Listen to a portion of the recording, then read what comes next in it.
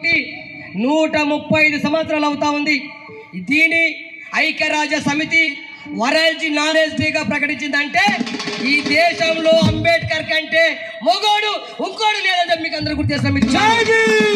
ఈరోజు అత్యధిక చదువులు చదివి 16 డిగ్రీలు 4 PhDలు చేసినటువంటి గొప్ప నాయకుడు డాక్టర్ బాబాసాహెబ్ అంబేద్కర్ గారు.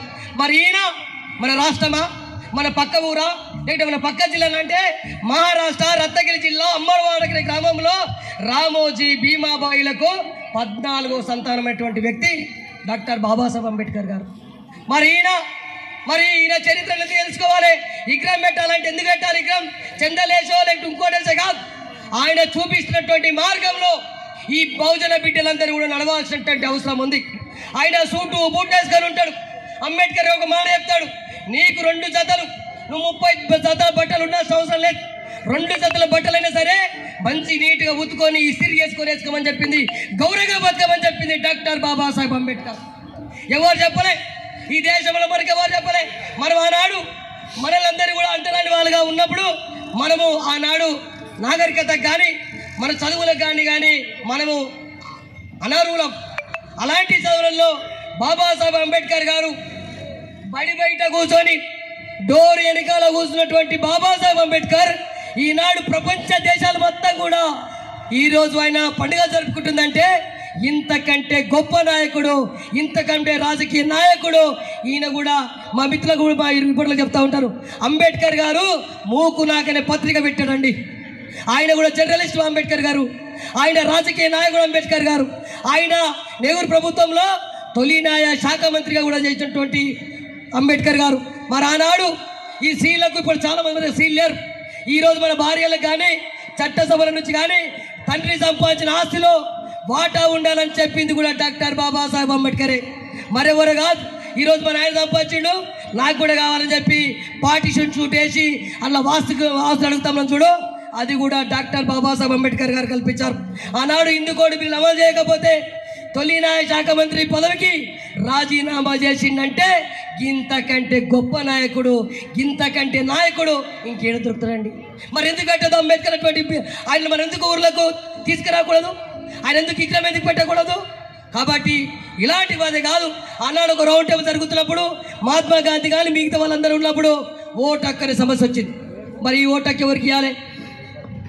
ఓటు ఎవరికి ఉండాలంటే ఆనాడు కొంతమంది పెద్దలు వేసి ఈ దేశంలో ఉన్నటువంటి భూస్వాములకు పెట్టుబడిదారులకు ఇవ్వాలని చెప్పారు.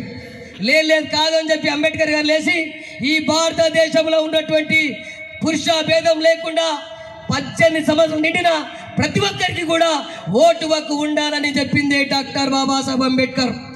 ఈ ఆయన ఇచ్చిన ఓటు హక్కు దారినే చాలా మంది కూడా నాలాంటి వాళ్ళు కూడా ఇళ్ళ కాడ వెళ్ళి గుడ్డోని గూనోని ముసలవను చిన్నలను పెద్దలు కలిసి దండాలు పెట్టి చేసి ఓటు అడుగుతున్నామంటే కూడా అది డాక్టర్ బాబాజీ భిక్ష తప్ప మరొకరు పెట్టింది కాదని చెప్పి గుర్తిస్తున్న మిత్రులు. అంబేద్కర్ గారు పై చదువులకు వెళ్ళినప్పుడు రామబాయికి అంబేద్కర్ గారు ఒక ఉత్తరం రాస్తారు, రామా నేను చదువుకోవడానికి డబ్బులు అవసరం చెప్పి కంకణ కట్టుకొని విదేశాలు చదువుతున్నటువంటి అంబేద్కర్ గారు ఒక పక్కన.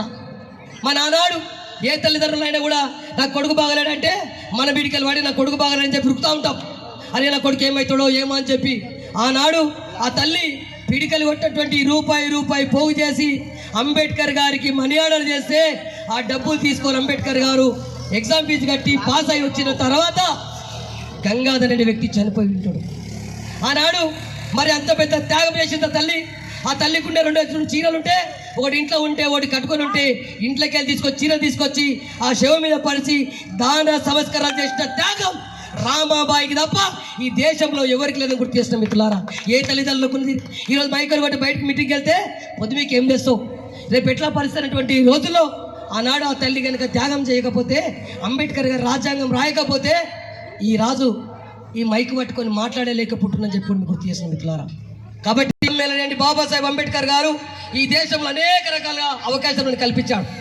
కాబట్టి అంబేద్కర్ గారు చూపినటువంటి చూపుడు ఏదైతుందో, ఆయన ఎలవచదున్నటువంటి భారత రాజ్యాంగం ఏదైతుందో ఆ భారత రాజ్యాంగాన్ని కనుక మనం చదివితే మనం ఎట్లా బతకాలో తెలుస్తుంది, ఎట్లా రాజకీయాల్లో నిలబడాలో తెలుస్తుంది, ఎట్లా ఈ సమాజంలో జీవించాలో తెలుస్తుంది. కాబట్టి అన్ని రకాలుగా అన్ని మతాలకు వెళ్ళి కూడా అన్ని దేశాలకు వెళ్ళి కూడా తీసుకున్నటువంటి భౌగోళిక రాజ్యాంగం భారత రాజ్యాంగం. ఏ దేశానికి లేనటువంటి గొప్ప రాజ్యాంగం మనకుంది కాబట్టి ఈ రాజ్యాంగం భారత రాజ్యాంగం కూడా వరదిల్లాలి. కాబట్టి ఇప్పుడు ప్రమాదంలో ఉన్నాం. రేపొద్దున కనుక భారత రాజ్యాంగం మారిస్తే మళ్ళీ మన వాళ్ళం కనుక పరిస్థితి కనుక మళ్ళీ వస్తే ఎవరు డప్పులు కొట్టోడు డప్పులే కొట్టాలి, బొందలు కొట్టోడు బొందలే దేవాలి, చెప్పులు కొట్టోళ్ళు చెప్పులే కుట్టాలి, గౌల పని గౌల పని గౌలలు చేయాలి, కుమ్మరల పని కుమ్మరలు చేయాలి, సాకల పని సాకలు చేయాలి. కాబట్టి అటువంటి పరిస్థితి వస్తుంది. కాబట్టి భవిష్యత్తులో కూడా రాజ్యాంగం ప్రమాదంలో ఉంది. కాబట్టి మనమందరం కూడా అంబేద్కర్ బిడ్డలుగా బాబాసాహెబ్ వారసులుగా కూడా మనం అందరం కూడా పనిచేసి మనం కూడా కంకణబద్దులై అటువంటి దాన్ని కూడా తిప్పి కొట్టాల్సిన అవసరం ఎంతైనా ఉందని తెలియజేస్తూ ఇంత పెద్ద కార్యక్రమాన్ని దిగ్విజయం చేసినటువంటి సిపిఐ నాయకులు కోడిచెట్టు శ్రీనివాస్ గారు, అదేవిధంగా వార్డు సభ్యులు సాయి కుమార్ గారు, అట్లాగే వార్డు సభ్యులు అయినటువంటి గౌరవ కత్తుల కృష్ణ గారు, అంబేద్కర్ సంఘం అధ్యక్షులు ప్రశాంత్ గారు, భరత్ గారు, వారి టీంకి అందరికీ కూడా నేను శిరస్సు వంచి జేబీలు చేస్తున్న మిత్రులారా. కార్యక్రమం చేయాలంటే ఆషామాషి కాదు, ఒక్క కార్యక్రమం చేసి చూపించండి. నేను సవాలు ఇస్తున్న మిగతా వాళ్ళకి మీటింగే కదా. ఈ మీటింగ్ పెట్టడానికి 15 రోజుల శ్రమ ఉంది. ఇలా 15 రోజుల శ్రమ. వాళ్ళ ఇళ్ళ భార్యలు కూడా టైంకు ఫోన్ చేస్తే కూడా పోకుండా కూడా లేదు ఒక పని పట్టుకున్నాం ఈ పని పూర్తి చేయాలని చెప్పి అందరు కూడా వాళ్ళ పనులన్నీ పక్కన పెట్టి ఈరోజు బాబాసాహెబ్ నిలబడితే మనం అందరం ఇక్కడ కూర్చున్నటువంటి లీడర్లంతా వచ్చి కూర్చొని ఆ బాబాసాహెబ్ అంబేద్కర్ చరిత్ర చెప్పడానికి వచ్చిరానంటే కూడా మీరు లేకపోతే ఇక్కడ మేము లేము, మీరు లేకపోతే ఇక్కడ మేము లేము. కాబట్టి చెప్పేటోళ్ళ కంటే వినటోళ్ళే చాలా మేధావులు. మీరే మేధావులు, మేము మేధావులా కాము. మీరు అవకాశం ఇచ్చారు కాబట్టి మాట్లాడుతున్నాం.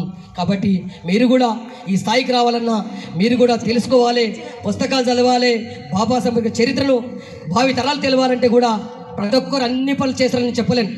మనకు సాధ్యమైనంత మనకు చేయాలనుకున్నంత కొంచెమన్నా గీడికేలు గిట్టనన్నా కొంచెమన్నా మనిషి స్తబ్దతగా ఉండిపోవద్దు. కనీసం జరగాలి, ఆరోగ్యమైన బాగుంటుంది. ఇట్లా నిలబడ్డాం అనుకో ఏమవుతాం, ఏదో ఒకటి సుధారిస్తలేదు బాడీలో. ఏమన్నా తెలుగు మాట్లాడతలేరు, నిజమే కాక. కాబట్టి మనిషి స్థాన సంచలనం చేయాలి, కనీసం అన్నా జరగాలి. కాబట్టి అట్లా కనీసం అన్నా తెలుసుకోవడానికి మీరు ప్రయత్నం చేస్తారని నేను మనస్ఫూర్తిగా కోరుకుంటూ ఈరోజు 135వ జయంతి శుభాకాంక్షలు. డాక్టర్ బాబాసాహెబ్ అంబేద్కర్ పుట్టి 135 సంవత్సరాల జయంతి సందర్భంగా మీ అందరికీ కూడా వేదిక మీద ఉన్నటువంటి మీ అందరికీ కూడా హృదయపూర్వకంగా జై భీములు.